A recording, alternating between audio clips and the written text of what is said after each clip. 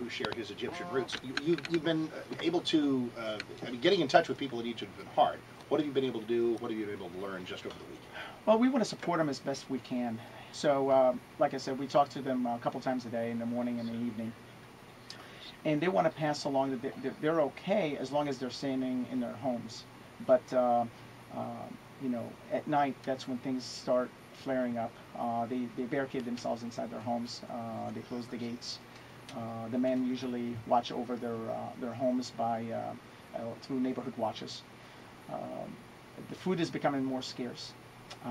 Basic amenities, they can't get to work. So I think it's more of a mind game right now between the government and the people. Everybody, as Americans, and properly so, we look at this and say, okay, what do we have to worry about? Well, same thing the world has to worry about, same thing Israel has to worry about, and that is the development of some kind of new Islamist radical regime to rush in and fill the vacuum if Mubarak falls. Is that a valid concern? Yes, and it depends on how quickly this situation is resolved. The roots, as we discussed earlier of this, was well-founded. They just wanted basic reforms. And Mubarak has had that opportunity over the past 30 years to instill some of these basic human rights. Unless this situation is resolved quickly, it can quickly spiral out of control. Yeah, the longer there's uncertainty, that gives insurgents and radicals time to plant seeds and organize. Exactly. Absolutely. Now tell me about a group. There's a group that's been invoked a lot. The very name will scare the living daylights out of people just because of recent events, shall we say. And this is an outfit called the Muslim Brotherhood. Right. What do you know about that?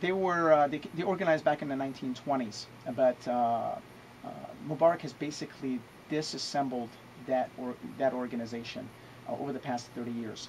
They're a secular group. They have a conservative view of Islam.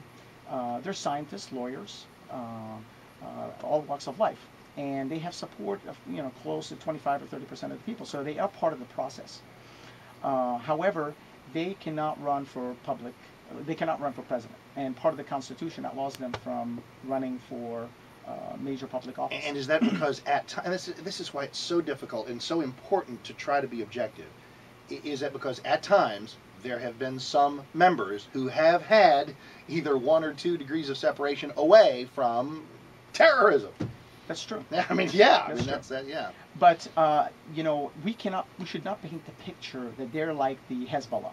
Okay. Now that's what Mubarak wants you to believe, that it's either me or these Islamists.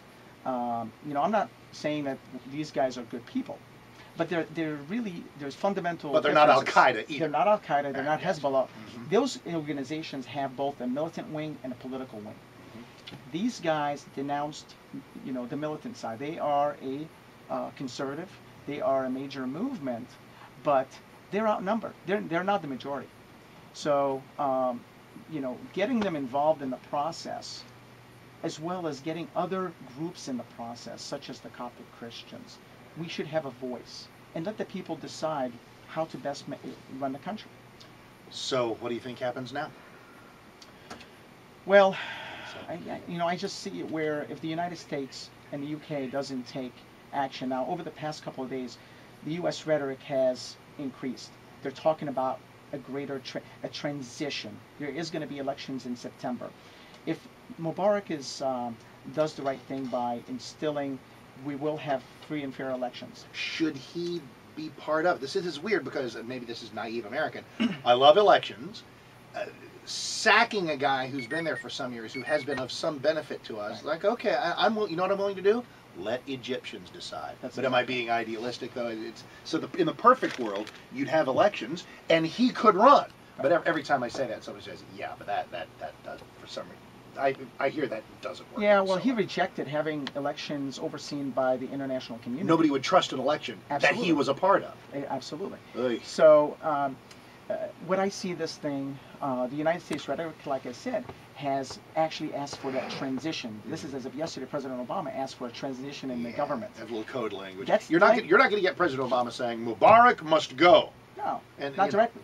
Not directly, but they should, behind the scenes, talk about a dignified way for him to step aside.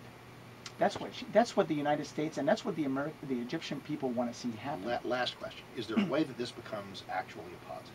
Does Egypt now become the kind of Muslim nation, majority Muslim nation, that we want Iraq to become, where it's going to be an Islamic democracy, but an actual democracy that elects its own leaders and charts its own course? Absolutely, and I think it's inevitable, because just look at the people in the streets, what they're asking for. Look at how the world. They're not burning American flags. They're not. And they're not saying burning death Israeli to America. I flags mean, you probably find a couple of people who are, but not so much. It tends not to be.